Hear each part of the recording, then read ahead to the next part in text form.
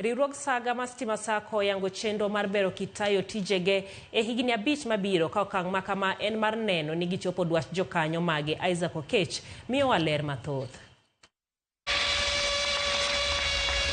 E higni 5 mabiro, Riwruog Saga mar Stima Sacco biro keto omenda maromo shillings bilion 2.5 e lony manyasani. Ma en kaachiel kod lony manyasani manyalo timo tich e rang'iny mar paro mar dhano kata artificial intelligence e tayo tijegi kod chenrogi mag chiwo hola. We are seeking to grow our membership from 220,650 members to 385,000 members. That's about 160,000 members in the next 5 years. Number two, we are looking at expanding our revenue from 10.15 billion shillings to 19.3 billion shillings.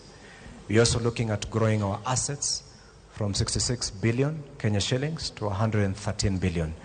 I know my friends are here from the other SACCOs. We want to be the first SACCO to reach 100 B. Eneno ni riwruogno chopo e kwan duto mag mwandu madirom shillings bilion 100.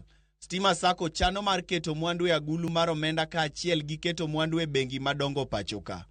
Okang'no mar riwruogni geno ni biro medo gi yuto mar ohala. COVID, you're doing almost 3% only was investment income.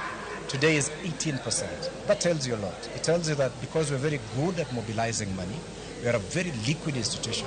So the key question for us is what do we do with all this liquidity we have?